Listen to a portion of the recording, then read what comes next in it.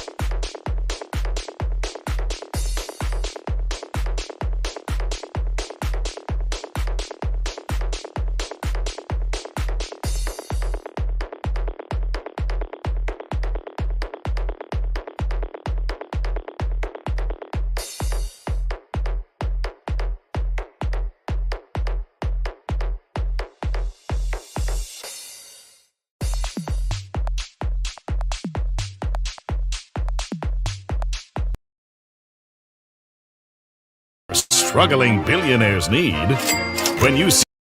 Welcome to the Trump 2024 convention, brought to you by Project 2025. This week in the horrible city of Milwaukee, Wisconsin, you'll see the best of the Trump Project 2025 party. It's a bold vision for a bright future. With Trump Project 2025, you'll love how new tariffs will make everything more expensive and set off runaway inflation. We know you'll appreciate paying for the big tax cut our struggling billionaires need. When you seniors are done freeloading, check out Project 2025's plan to end Medicare, Medicaid, and Social Security. So get out of that nursing home bed and get back to work. And ladies, this convention has so much in store for you. With Project 2025, you'll learn how good you'll have it in the kitchen. Girls, if your marriage isn't working out, you'll need Project 2025's helpful tips to keep the romance alive, even if he's abusive, because we're getting rid of divorce. And if Mr. Wrong gets you pregnant, welcome to motherhood, because we've ended Roe v. Wade and we're going to criminalize birth control. And minorities, well, you didn't need those silly voting rights anyway. For you Jews, Muslims, Mormons, and other fake religions, you'll get a head start on learning America is a Christian nation. Project 2025 is Donald Trump's plan for your future, and it couldn't be any brighter. Project 2025 Bright Future Guarantee applies to white evangelical Christian men only. Other conditions may apply. Offer not valid in a functioning republic.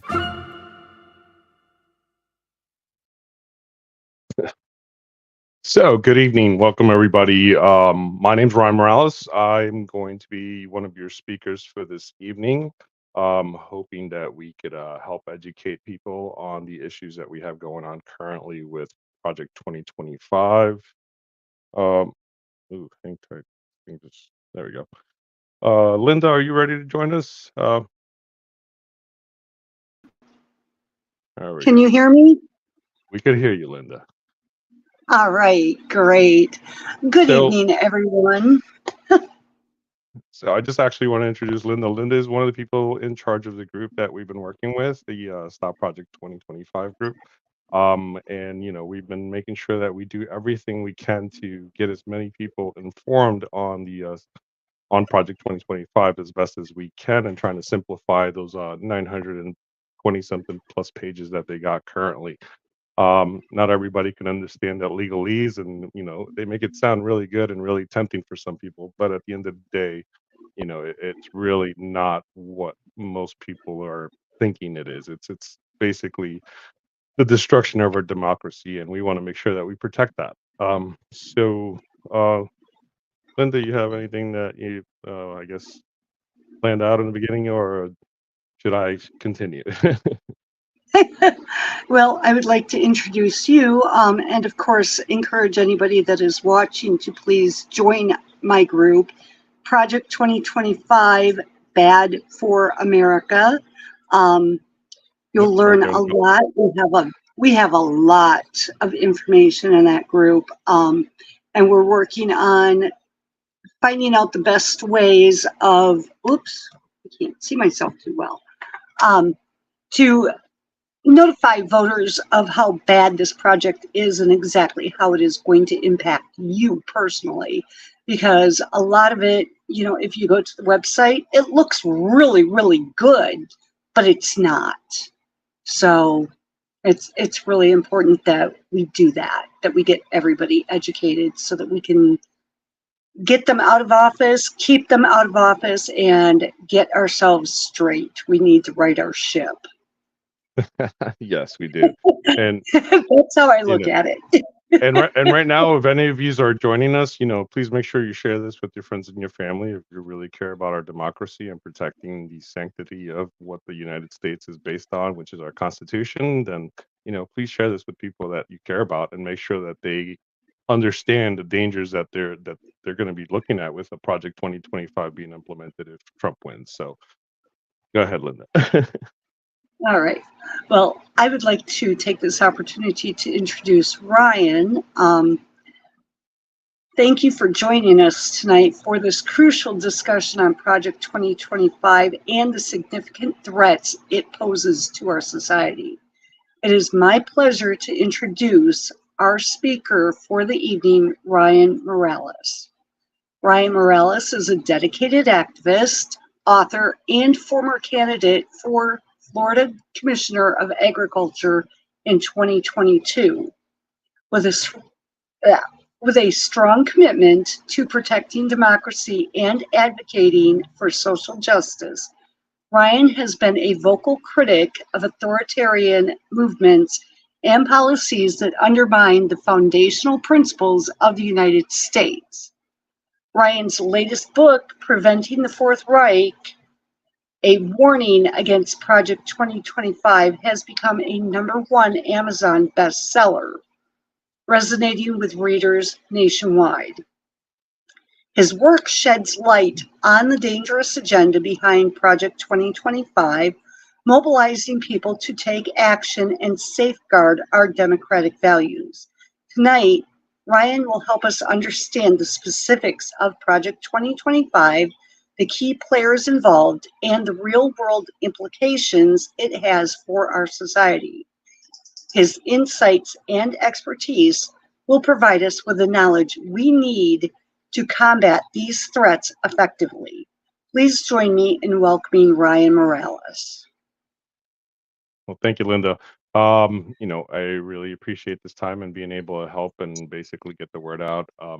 It's been basically my mission is to make sure we protect the our country and really protect the future for my children and for our children's children because I see these laws and policies that they're trying to change, being something that is dangerous to our democracy and really just giving our president more of a king type of position where anything goes. He could do whatever he wants and it doesn't matter. So, and this is what our country was trying to avoid from the beginning. That's not what we wanted. We wanted to get away from the monotheistic monarchy and be an open society to understanding that there's needs of other people and other cultures, and this is a country full of many, so we can't just be targeting people. And it sucks because right now the Latino community is basically the new Japanese from the 1940s, where they basically,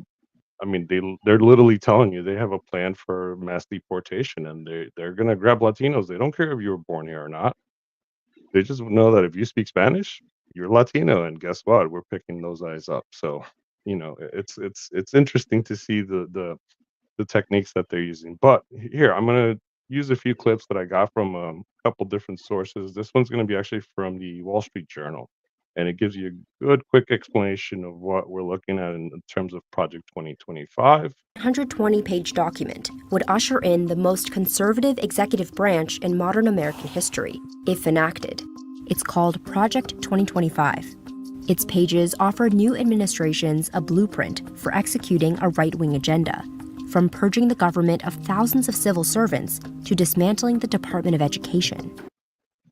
So that right there, it's basically that. It's a big book, and it's their blueprint in order to basically circumvent our current system, our current rule of law. I'm going to continue with some of these additional clips. Initiate the largest mass deportation project in the history of this country. So, like I said, they're saying it. They're saying the quiet part out loud. In case you don't know who that is the leader of the Heritage Foundation.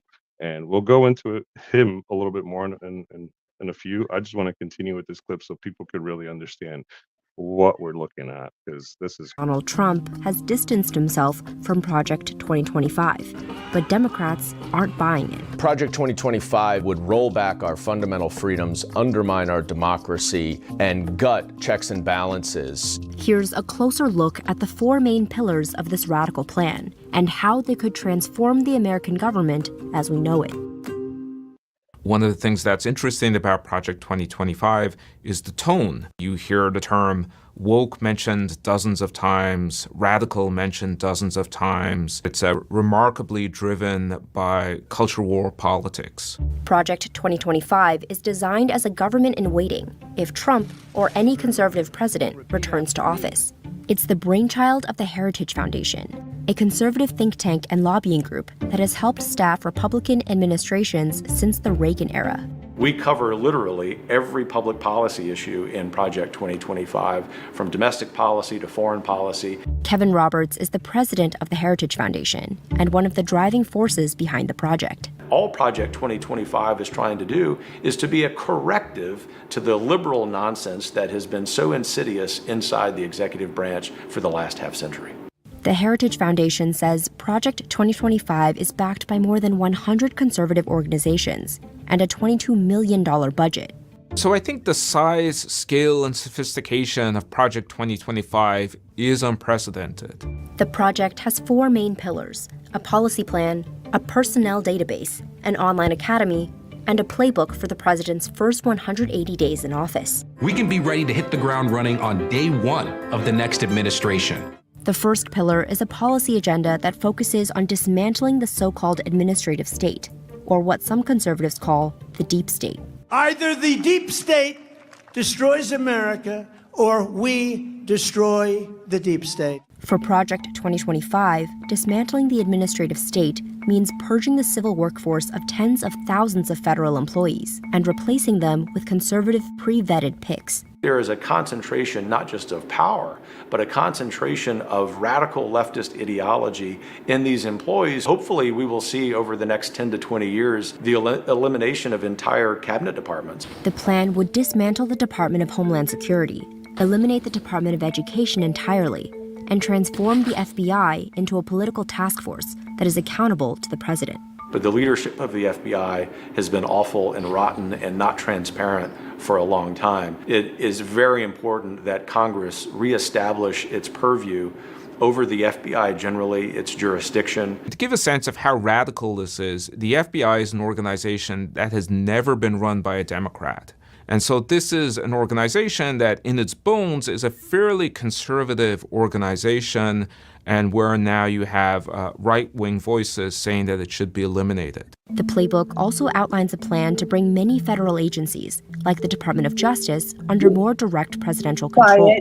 What Project 2025 articulates is the idea that the president should be the one directing the activities of the Department of Justice, even if that means that the president will not be investigated, or that the DOJ will be sent to attack the president's political enemies. We will root out the communists, Marxists, fascists, and the radical left thugs that live like vermin within the confines of our country. The Heritage Foundation says it wants to ensure that what remains of this whittled-down federal bureaucracy is conservative, not just for the next president, but for a long time to come.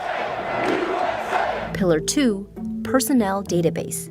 The Heritage Foundation has already contracted the technology company Oracle to build this database, kind of like a conservative networking platform. We've recruited Americans all over the country, and so we've had well over 11,000 people who've applied to be considered by the next president and his administration. Trump really emphasizes loyalty, and you see those practices now being adopted by Project 2025, where you fill out a form that essentially indicates if you are loyal to President Trump or not. Once they're fully vetted, they can move on to Pillar 3, an online presidential administration academy that would train future bureaucrats in conservative values and governing. So we want these people who are competent, who have great credentials, to be prepared for the specific job that they will have.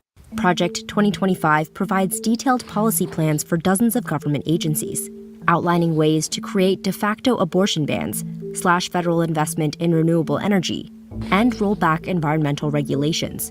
Here, you can see several sections dedicated to consolidating U.S. immigration agencies and expanding their power. Number one, we have to close the border. We do have to initiate the largest mass deportation project in the history of this country. The 12 million people who've come in as illegal aliens must be sent back to their native countries.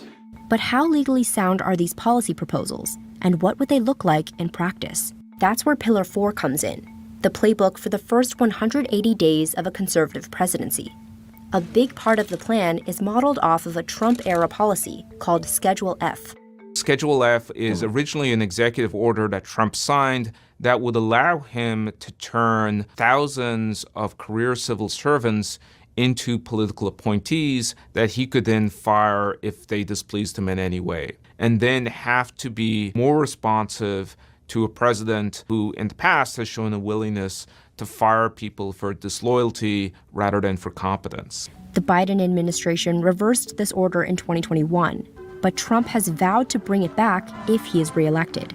First, I will immediately reissue my 2020 executive order restoring the president's authority to remove rogue bureaucrats, and I will wield that power very aggressively. I think Schedule F is not just possible, but it's certainly an incredible priority of a second Trump administration. The problem with Schedule F is that there is no real limitation to the number of people who could be converted. Underpinning many of Project 2025's policy proposals is a legal principle called the unitary executive theory. It is based on a clause in the Constitution that says the executive power is vested in the president. Project 2025 assumption is that the president has something called unitary executive authority. This gives him enormous untested powers to essentially do whatever he wants and reduces the power of Congress to check those powers. Conservative Supreme Court justices, like Justice Samuel Alito, have signaled support for the unitary executive theory and skepticism of federal agencies. The current Supreme Court has shown itself to be very open to claims that the president has enormous executive authority and so should be able to hire and fire people at will. In July, the Supreme Court granted presidents immunity for any official acts taken while in office. Legal experts say this decision could set the stage for expanding presidential power. Trump would be looking at a Supreme Court that would be quite sympathetic to his claims that he has extraordinary executive powers, far more than previous presidents, and would allow him to do things that previous Supreme Courts would have checked with other presidents.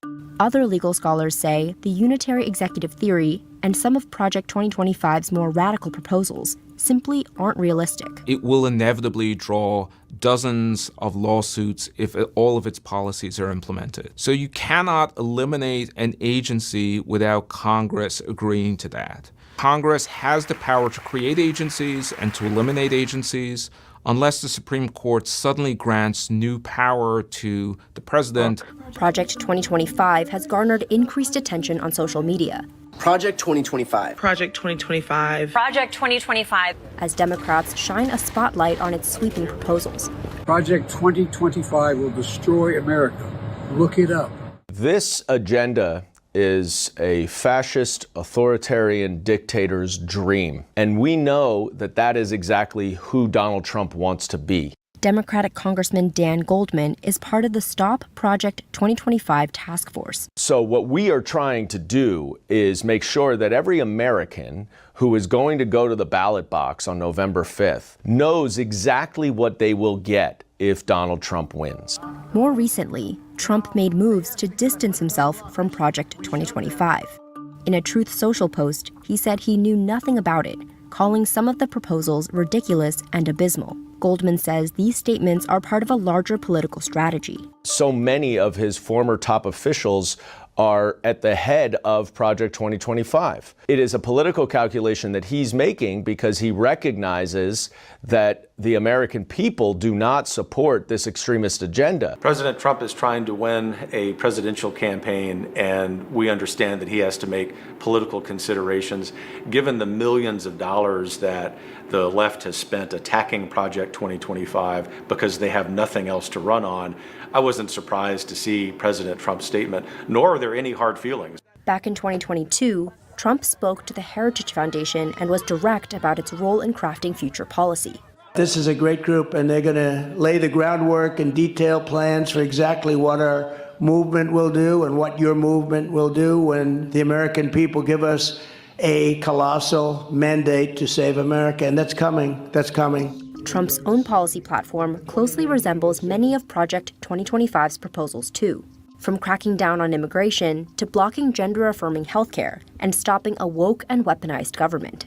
Given the persuasiveness of these ideas, the overlap that exists between Trump's stated priorities and the priorities of the project, that will all sort itself out. It really is the conservative playbook, not just for the next year or two, but hopefully for the next generation. All right. So I apologize about that. I just found out that we're not streaming live on Facebook. It's only being streamed right now on YouTube. So if anybody can please make any corrections or anything like that, please let the folks know that the YouTube streaming link is on the group. Sorry about that. I'm a little annoyed about that. That should have not have happened. And that's a big issue since Facebook is basically where we were promoting this. So let's get that up, please. And let's get people that were supposed to join us in the loop of the thing. So in the meanwhile, let's do a quick little recap on what's going on over at the RNC these last few days. Gentlemen, this is the arena. Order a basket of cheese curds, please. And welcome everybody in this great arena tonight. We love you all. I don't mean that. I don't welcome everybody in this meeting.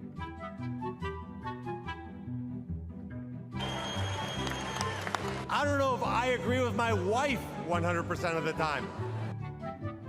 Baby Dog's got a prediction for everybody here. Baby Dog says we'll retain the House. But thank God Baby Dog's a Republican. Remember the Christmas Carol, The Ghost of Christmas Past? I haven't even started my hot flashes yet, guys. Just wait. My name is Tim Sheehy. Those are also my pronouns.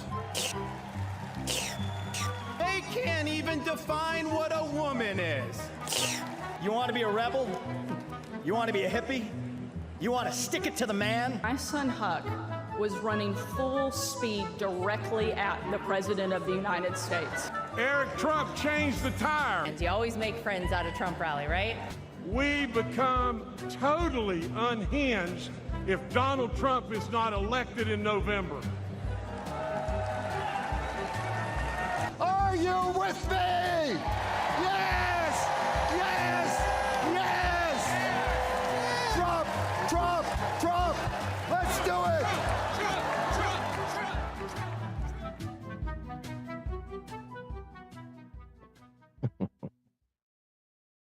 So it's been a fun week, and appears at the RNC with all the stuff that they've got going on.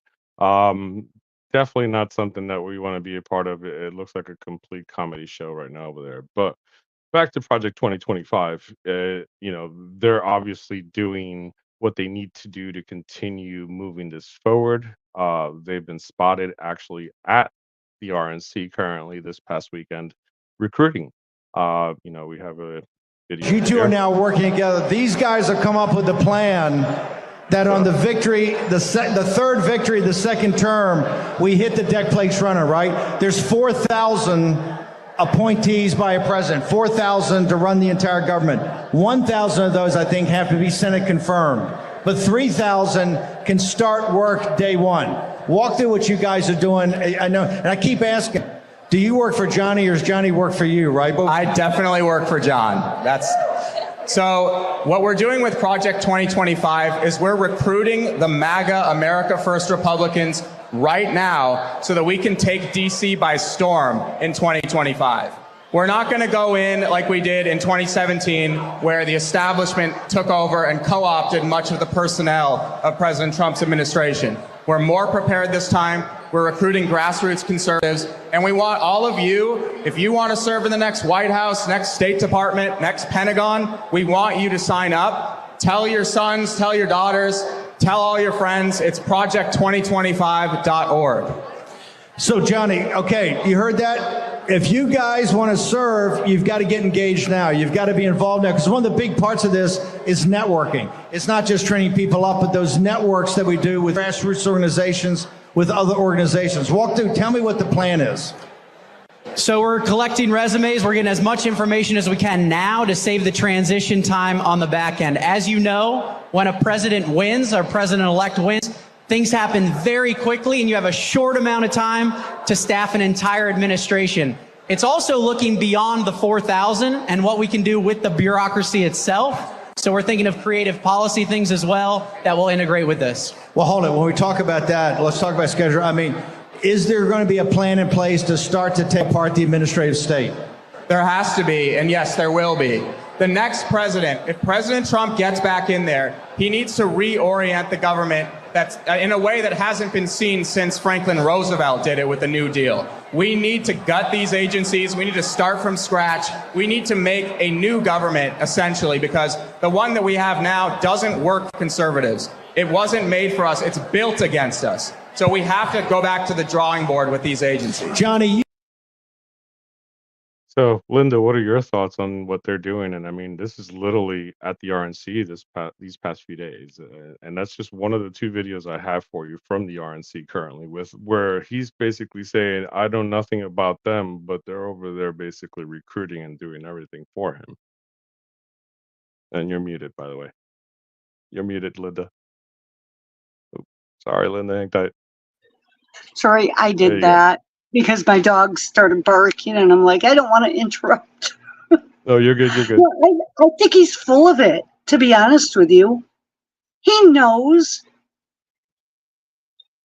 There's been tweets and everything else proving that he knows what's going on.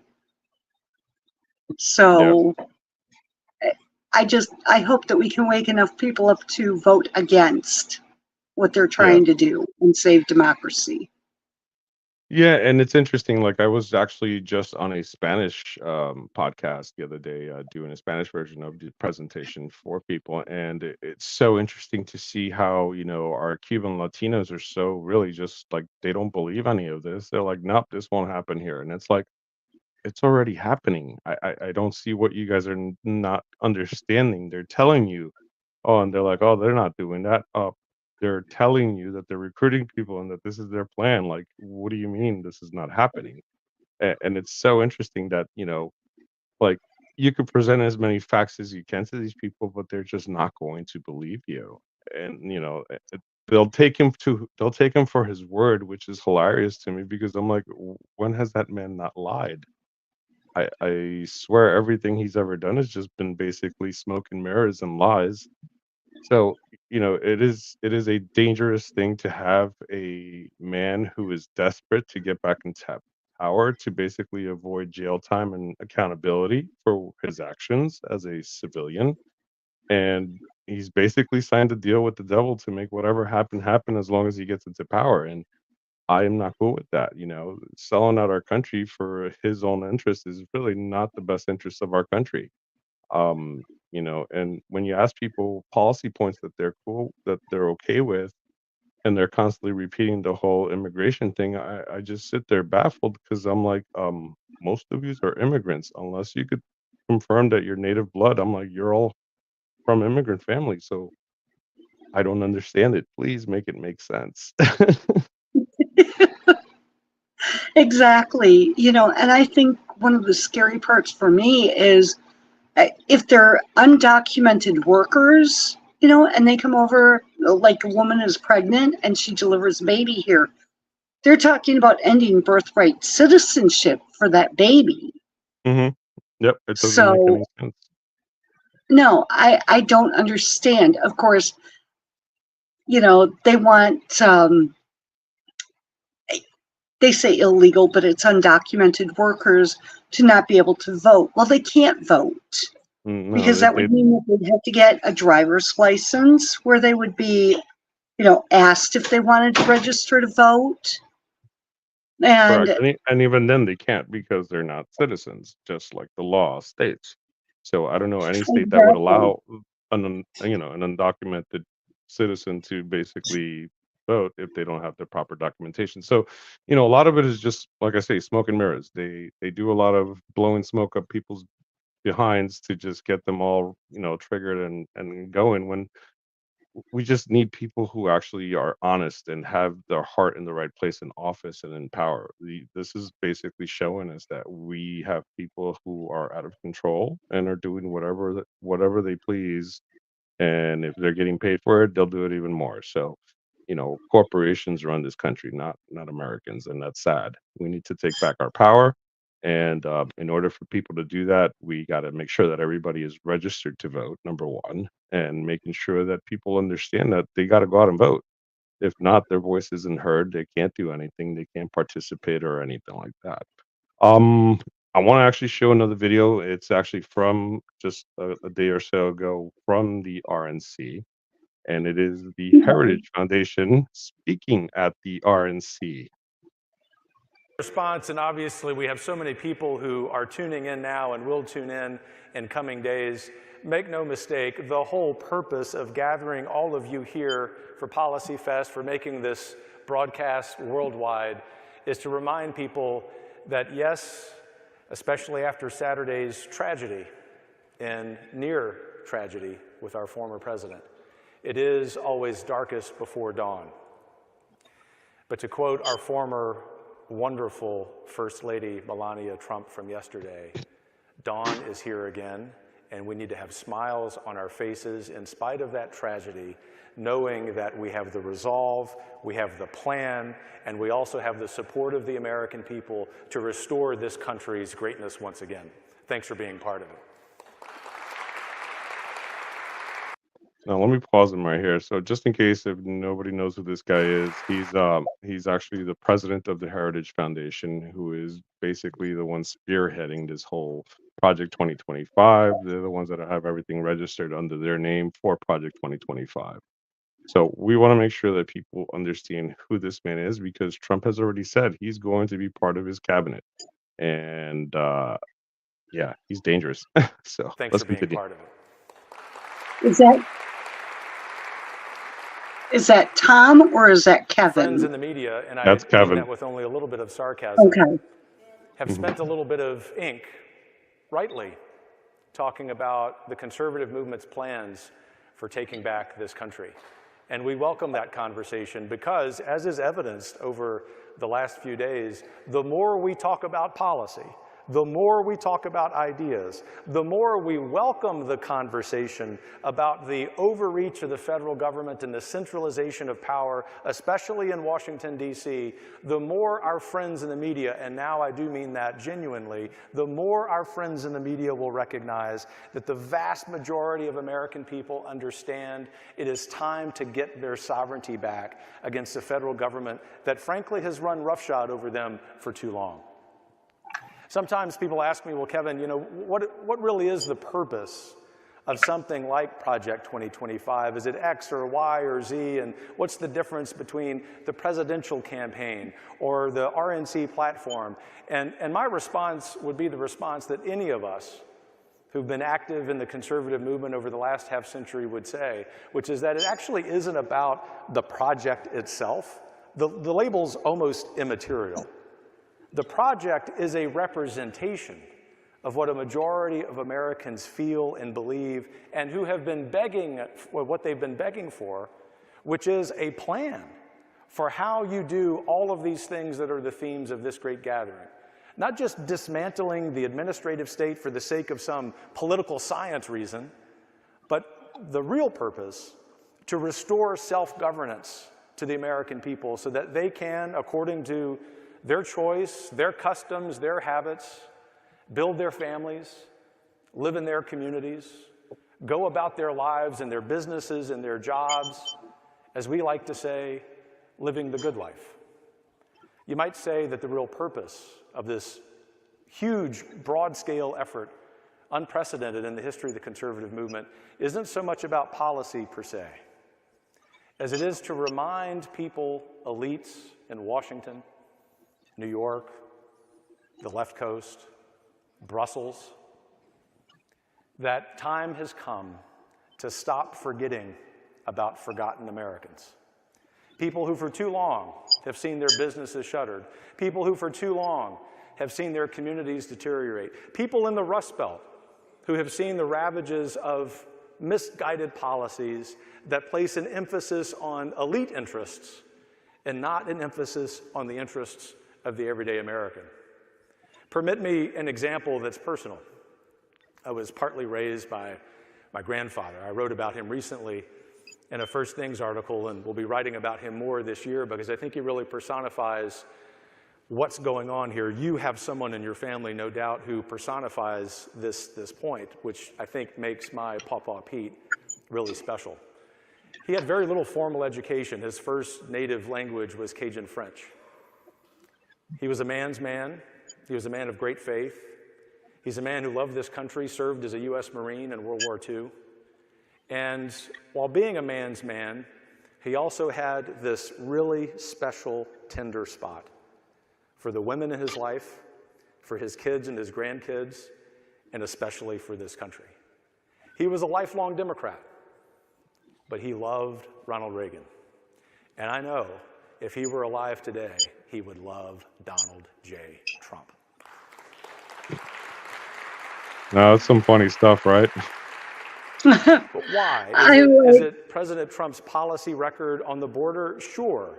Is it his policy record across many policy areas? Sure. There's great agreement there between people like my grandfather and President Trump. But it's actually something deeper, and that's the point that I'm driving at here for you and your families, and obviously speaking on behalf of all of us who've been part of this great project. And it is that for once in modern American history, we have a plan among a unified movement to speak on behalf of the everyday American, the forgotten American, not just someone like him from the Deep South, not even just people who have seen their communities in the Rust Belt deteriorate and diminish, but for new members of our coalition, working class, multi-ethnic coalition that for the first time in modern American history really does threaten the centralized power of the American left.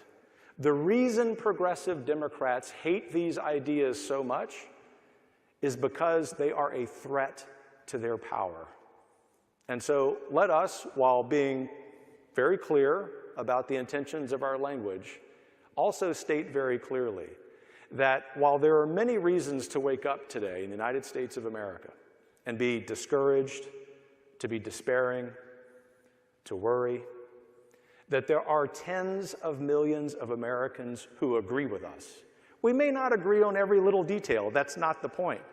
In the spirit of Reagan, in the spirit of President Trump, in the spirit of so many leaders, the point is to work together on that 80, 90, 95% of overlap and go fight like heck, steadily, with resolve, with great peacefulness, and show the radical left that once and for all we are controlling this country again. And so, thank you. And yes, that does mean that we have to get about the business of not just policy work and political work, not just about the business of electing good men and women to office, but we have to be about the business of restoring America in our communities, in our families, in our churches, our professional associations, our bowling leagues, our Little League baseball teams. You see, that's really where America is. New York and Washington and the left coast want us focused on politics all the time. But the lesson of the last few days and the motivation of something like Project 2025, ironically, is to make Washington a heck of a lot less important in our lives so that we can go about our own lives the way we would like.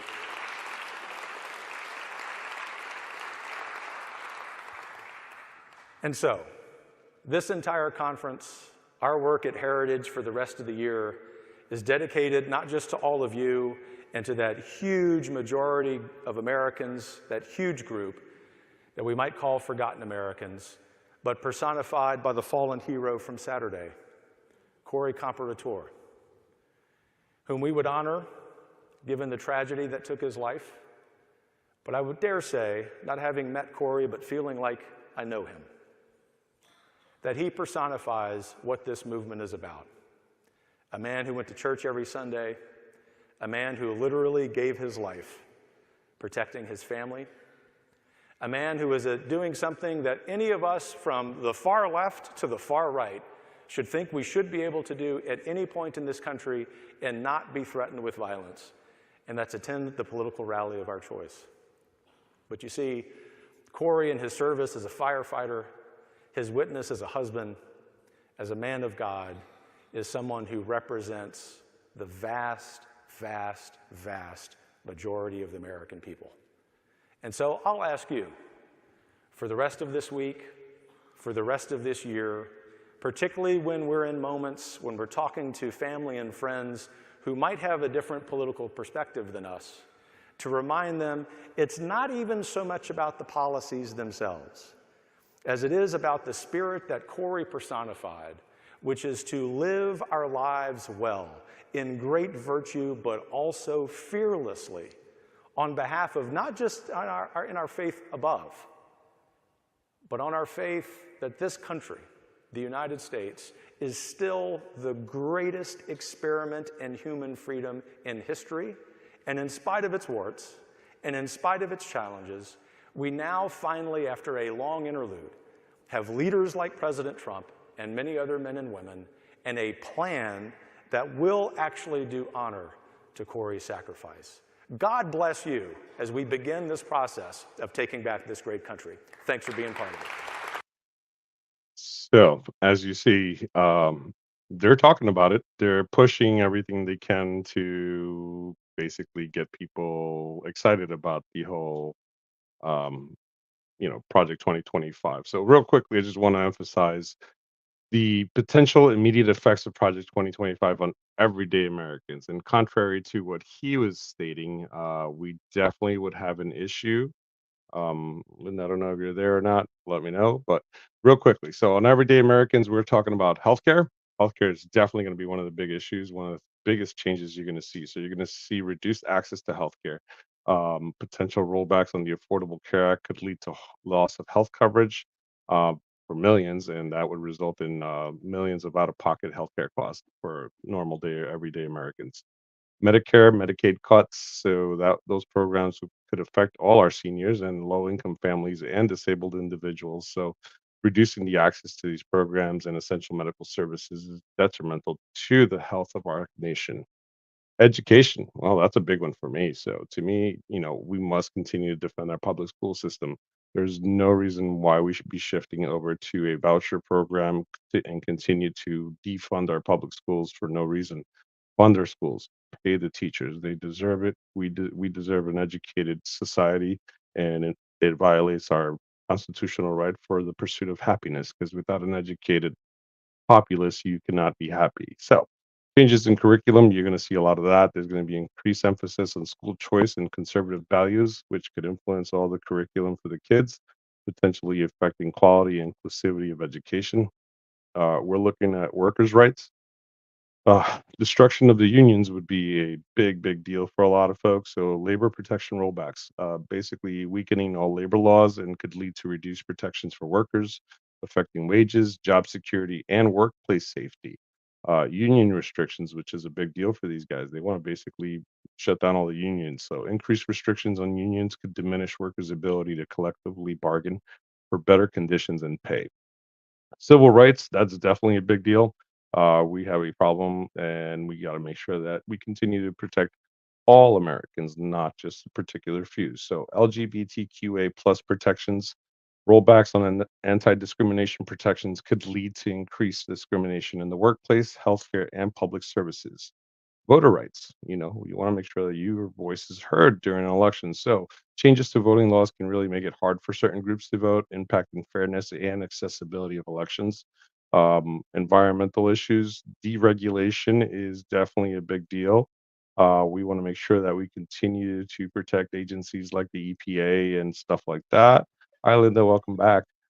Climate change Thanks. is a big deal. We want to make sure that we continue to reduce the emphasis on renewable. They're basically trying to reduce the emphasis on renewable energy and environmental protections that could exacerbate climate change effects, further impacting agriculture, weather patterns, natural disasters, and migration patterns of humans and animals alike. Social programs, big deal there. Cut to social services, reductions in funding for social services like food assistance, housing subsidies, and unemployment benefits could leave vulnerable populations without critical support that they need. Impact on disabled and elderly, cut to programs like Social Security and Medicare could definitely have a huge impact on the finances for most of our seniors and disabled individuals, affecting their quality of life and access to care. That would definitely lead to more suicides and more early deaths than expected. Um, Economic stability, that's another big one. Their tax reforms, they're basically going to destroy the financial system. Basically, with the policies favoring the wealthy, it'll increase income equality and reduce disposable income for middle and lower income families. Deregulation of financial markets, increased risk on financial instability and potential for economic crisis due to oversight of banking and financial institutions, which could potentially lead to another 2008 bubble issue and definitely throw this country into a tailspin. So that's not what we want to do. But yeah, Linda, you're back. So anything you want Yeah, to I say on don't what we were know. showing you before? Because I mean, that whole thing with this guy talking and is just to me is out of control, especially with this guy's trying to say, "Oh, I know nothing." Meanwhile, he's one of the guys you're talking about putting on your cabinet, and he's over here basically touting your plan of like what we plan on doing. And to me, it's just ridiculous. It really is. And I think what is really amazing to me is that the delegates that are there for Trump are not saying, wait a minute, you know, that's what they're planning on doing? Oh, Really? because they're all in on it. I'm lucky. The delegates, the people like me and you that, Well, no, you know, well, I went mean, and voted and were selected to represent the other voters. at the end of the day, some of those people were contacted directly to, circumvent the elections and the whole thing. So you got to remember that as well with some of these RNC folks. How many of them were basically contacted to become electorates, to oppose Biden votes. So I would imagine some of these people have been part of that and are just kind of like, yeah, we keep doing this for our party. But a lot of it is just really that. It's just people do not see this as being America and as a melting pot. It is a us versus them mentality with these folks. And the fact that they have demonized Democrats or liberals for so many years makes it really hard to get any of that stuff out of their head. I mean, and that's the sad part is that they do dehumanize human beings, innocent people. People have nothing to do with anything. But hey, let's dehumanize them because feel bigger than them. I just don't get it. So, you know, I, people need to learn how they to have respect each other. an inferiority. Yeah, I can't say that word. I can spell it, but I can't say it. But they feel inferior, so they have to make themselves feel bigger than the rest of us, I guess. I guess, but what kills me is, like the young women that are voting Republican. Like, why? You're losing rights that you've had, or your mom and your grandmother have had for so long, and you're now losing them, and you're okay with that. Is that what you want for your children? And I mean, I guess a lot of them are sold on that whole abortion thing too, but like there has to be a point where you're gonna see and ask a question And I know I asked the question a long time ago, like, why is it that because he was born over there that he's gonna have a miserable life, but just because I was born here in the United States, my life is supposed to be much better than that, and I'm supposed to believe that this person did something wrong and committed some sort of sin, and that's why he's suffering? No, that's not cool. So, it's about being one with the human race is really the best way to put it, and being respectful and wanting to help each other and getting ahead in life and not really just I don't know, I just don't get why people just hate on other people and just wanna just do bad. So, um, you know, people like MTG just I don't know, she gets off on that and just kind of, like, continues with her nonsense, and even though she knows she's lying, she just continues with it. It's just sad. It really is. So, um, Yes. so is there any questions that you might have that, that I could actually help you continue to answer for the folks? I know you were asking me one thing in particular. That Oh, was boy. actually, no, you were asking me what was basically the impacts of Project 2025 on marginalized communities. So I kind of did go through that Yeah. before, with the workers and the labor union, the LGBT community having their issues, the elderly and disabled. To me, that's a big deal. Social Security and Medicare, if we remove that and privatize that, that's an issue. And we want to make sure that we don't put that burden on our senior community. Basically, it would destroy many people that are counting on these dollars to basically survive, and for these people to basically rob their investment is just a terrible thing. I just don't get why we have people that basically support a Nazi party, but other people are like, yeah, that's okay. Like, I'm cool with the party that supports the Nazis. I'm not. I would never. I would totally be against that. So I just don't see why other Americans are perfectly okay with that and look the other way. I don't support any political violence. I feel bad for the people that were hurt during the rally and to the family, of the man that passed away. My condolences. But you know, he's been basically asking for war. He has. They're doing it this weekend at the RNC. Their biggest thing all weekend has been fight, fight, fight, and not just like a regular fight. They're talking about like civil war. Let's go to war. Let's start popping some heads off type of fight. That to me is the most un-American thing you can do, to demand and basically ask for violence against Americans is beyond me. That just doesn't make any sense. So yeah, so I wrote the book just to basically help get the word out. I saw that nobody was talking about it a few months ago, and I started getting everything together. Um, I I know that they've been full steam with this project for a while. Organizations like the Federalist Society, which is a dangerous society of lawyers that are just there to circumvent the rule of law, they need to be called out. These organizations need to be called out. They're responsible basically for breaking the law and making sure that these guys continue to break the law just by using the law, which is ridiculous to me. But the law should be the law. It is what it is. But these people do whatever, make it bend over backwards, and we'll figure out ways to make these people basically be innocent. Um, I wish we didn't have any of these loopholes. I wish we didn't have all these tax loopholes that these guys get away with.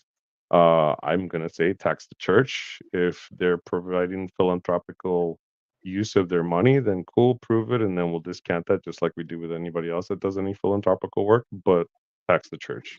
I'm sorry, people like Joel Austin should not be driving around in private jets and Lamborghinis and Porsches and whatever else they're driving in because they just stole money and not paying their fair share of taxes. If the church was to pay their fair share of taxes in the United States, we would actually resolve all the issues that they basically stand for, which would be homelessness, feeding the children, actually getting kids into homes, and basically doing good for this country. But hey, they want to continue to do their thing and say their thing and ask for people for donations. But ask where your donations are going. Ask them, is it really going to help anybody? Because some of these churches, I don't see them helping anybody but themselves. So I'm sorry if you're I somebody that agree. is a religious person, but I really have a lot of concern with why a lot of these people, when, what was it? There was a number of like, if you combine all the fast food joints that you have in the United States, they still do not even outnumber the amount of churches that you have in the United States. And we definitely outnumber the amount of schools that we have with churches. So that to me is a problem. We should be more of an educated populace, not a quote unquote, let's believe in something because we feel like we need to. But look, respect to everybody who's got a religion that believes in that religion and wants to do that whole thing, but you can't push that on everybody. It's that's your right. Your right to believe what you want to believe. Don't force me to believe what you want. You know, knowing the fact that I would be made a target if Project 2025 would go into effect because of my non-religious beliefs, that's just ridiculous. You know, Or what what if what you're a different religion, like Jew or Buddhist Muslim or or Buddhist or, you know, or uh, anything, even even the Rasta religion or any of those, or even you got the Pastafari religion. Like, yeah, as ridiculous as that one is, we still have to respect them. And I mean, you still have the Satanists and all those other people, which are basically there to just poke fun at the religion, but they don't get it. And it's just sad because, like I said, this country was supposed to be a country founded on religion of freedom, like freedom to practice whatever religion you want, not, "Hey, welcome to this Christian country," and that's it. Uh, you know, it doesn't make uh, sense. no, it really doesn't. And you did touch on Christianity being taught in schools, correct? Yeah, and that's a problem Right. to me. I know right now we have the Ten Commandments being put up in one of these states that are basically thinking it's funny to do, but Louisiana. it's a violation of our First Amendment rights. It violates everybody else, and I mean, I get it if you're in a really, really, really, really evangelical area where you got nothing else but that, but, like, come on, that's not something that you're supposed to require the state or anything like that. If the parents in the community all agree, fine, that's them on a local level, but, like, when you're making it something basically statewide or nationally, that's a problem. So, I wanna make sure people understand, like, I want my kids to be educated, I want them to learn as much as they possibly can about everything, and that includes religion. I want them to understand all the different religions and how you gotta respect them. You can't just sit here and be ignorant to what these people's beliefs are and just expect to be like, "Oh, yeah, we're cool." No, in order for you to be cool with somebody, you need to understand their culture and be accepting of everything that their culture does. You can't just sit there like, "Yeah, I'm cool with you with this, but I'm not cool with that." That's not how it works. So, you know, welcome to the No, world, it's right? not. Yeah, which world are we going to be in is my question. Are we going to be in the democratic liberal world or are we going to be in the conservative racist world Well, and after November? it's not even to say conservative racist because of the fact is that there's a huge difference between what I will call your normal everyday conservatives and your MAGA people. And that's really the problem right now. We have a very small group of people who are just basically being really loud and saying, we're going to do this stuff to all of you, screw yous. And I know a lot of conservatives that don't believe a lot, like they don't agree with a lot of the stuff that these guys are trying to do and trying to shove down their throats. And I mean, come on, how many of them can seriously sit there that they truly think that a felon slash rapist should be our president? To me, that is just a complete degradation and sacrilege, completely against what the office of the president should stand for. It's not to say that he needs to be perfect and needs to be Jesus or godlike, but oh my God, like the guy has committed some serious crimes, and that's just the tip of the iceberg on the crimes that they've gotten him on.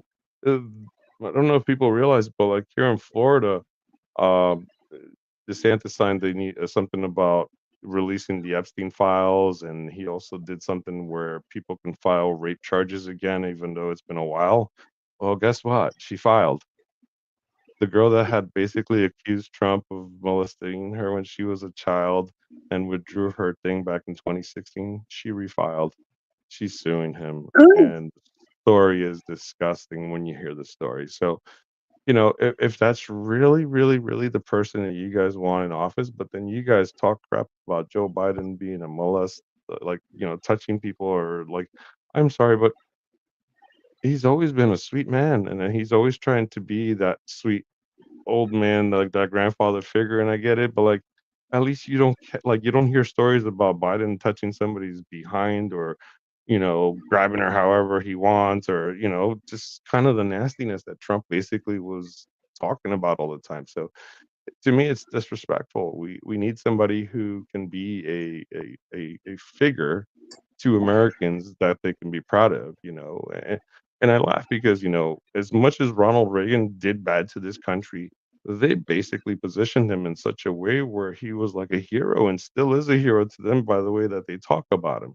Meanwhile, we all know he caused a bunch of problems in this country with, a lot of his tax cuts and deregulation of unions and all that stuff. So, his impacts have been profound in American history and destroyed a lot of the good that America was doing, during that time. So when people say, "Oh, they want to go back to the good times," they're talking basically before Reagan, which is funny to me because they don't realize that like you guys keep saying, "Oh, I want to go back to the good times." Yeah, it was before Reagan when there was a high tax rate on these corporations. They paid their fair share, and we got things done. We went to the moon. We've built bridges. We've built tunnels. We've built infrastructure that we needed. Why? Because people were paying their fair share of taxes. And plus, let's make note, we didn't have that much cronyism back then. Biggest problem that we currently face in this country is the cronyism, the crony contracts that go out to these private companies that they hire, which tend to usually be their donors, and usually these things are at a jacked up rate and they balloon our usual debt for the state or our budget, as I would say. Because at the end of the day, there's no reason why some of these budgets have ballooned the way that they are, especially when they're not really providing to the public what they should be providing. They're just taking and giving it out to like whoever they feel like is going to give them back their money.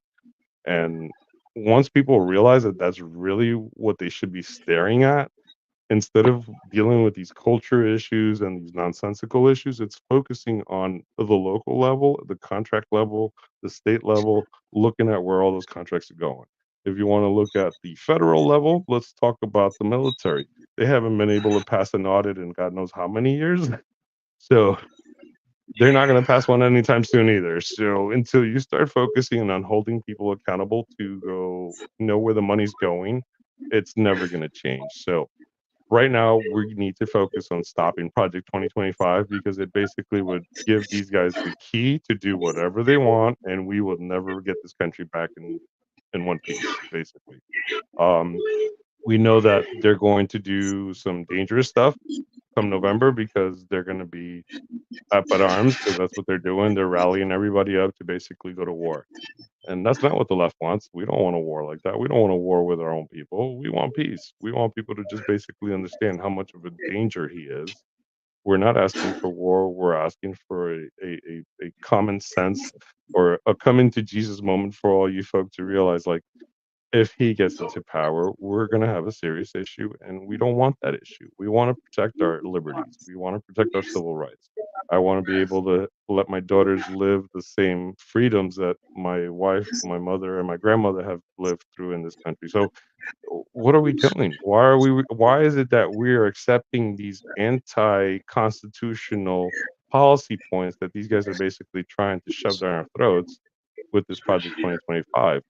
I don't see a reason why we need to destroy the country's constitution and Bill of Rights just to suffice for one man and his basically crazy plan to rule this country and rule the world, basically. So, sorry, Linda. You got anything for You're me? fine, you're fine. I don't get it either, to be honest with you, Ryan. I really don't.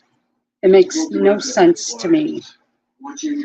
No, and the fact that he continues to say he doesn't know anything, it's just crazy to me. So, let's see what we can do here. I'm gonna bring this little video. Is named the Heritage Foundation because you understand that our glorious heritage is the foundation of everything we hope to achieve, which is why we need the help of the Heritage Foundation and everyone here tonight to get our tax cuts through the House, through the Senate.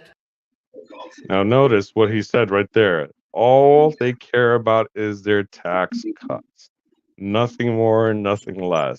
That's all they really care about. And right there, he's basically speaking at the Heritage Foundation. How could you tell me you don't know who they are and what they're doing for you when you're basically speaking for them and telling us you're gonna put their president as one of your cabinet members? Now, here's a quick little shutdown Exactly. that I have. Oh, he's out of his mind. We all know that. But here, I got one more for you. This is a quick little brief rundown again of what we got going on. We need to talk about it. Project 2025. What is it? Who wrote it? Where did it come from? The entire far right blueprint is 920 pages and 30 chapters. You're not going to read all that. I don't expect you to. And if you haven't even heard of Project 2025, that's okay too. But you do need to know what's in it because it's pretty terrifying. Think a playbook for Handmaid's Tale, essentially turning the US into Gilead. I've looked for some good, easy explanations of Project 2025, and there really aren't that many. This is going to be the most comprehensive and simple explanation of 2025 that you're going to get. So background, Project 2025 dates back to 1973. That's when the Heritage Foundation, a very powerful conservative think tank based in Washington, D.C., was founded. They are the writers and the architects of Project 2025. And their main mission and goal is to move America to a more far-right Christian nationalist state. It originally came to prominence when they wrote their first manifesto in 1981 titled A Mandate for Leadership. And get this, those very same policies were the ones that were used and implemented in the Reagan administration. Seriously, around 60% of the 2,000 proposals written in the manifesto were implemented by Reagan. So now they're back again with a new edition, and this new edition is known as Project 2025.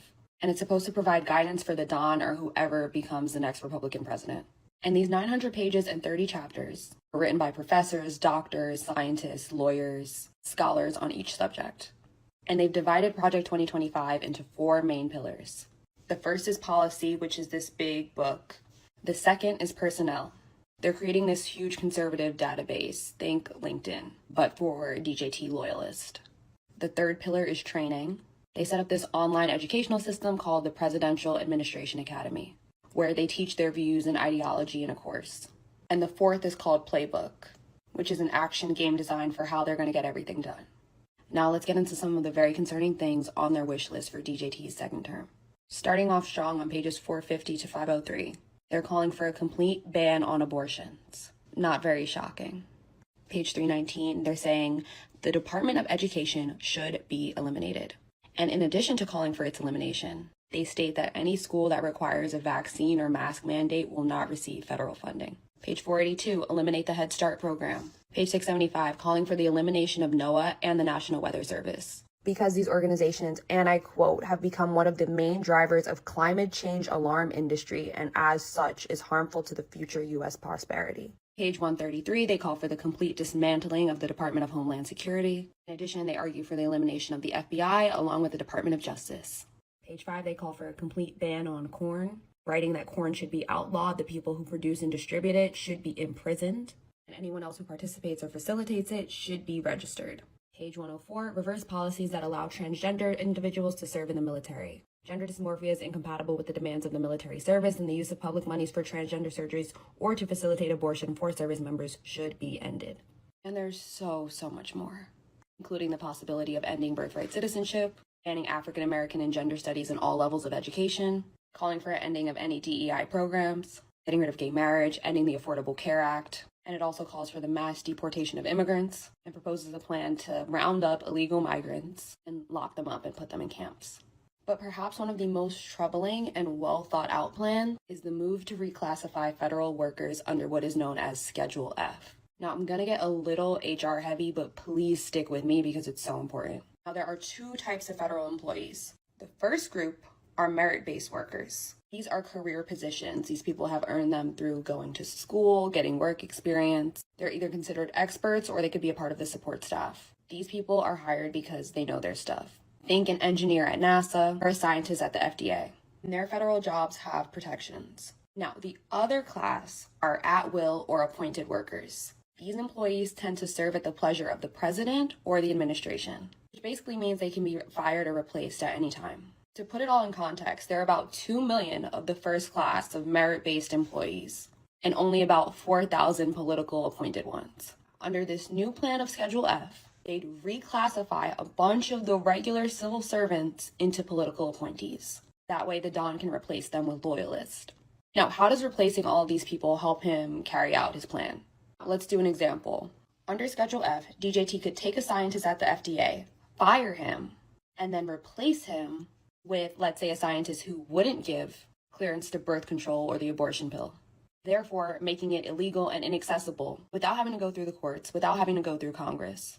By the way, they specifically lay this out in the plan in the 900 pages. Now, remember what I said about the whole conservative LinkedIn? That's the database they're going to use to fill these positions. A bunch of unqualified loyalists.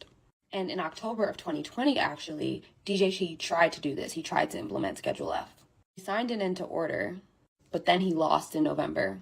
And the whole thing was pretty much a secret, but Biden then immediately repealed it. But if he wins this time, they say it'll be one of the first acts of his presidency. Now, the Don has come out and said he doesn't know anything about this Project 2025 and has been trying to distance himself from it.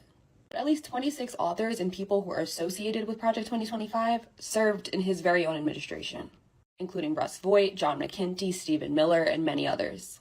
Also, his own platform, Agenda 47, just sounds like a SparkNotes version of Project 2025.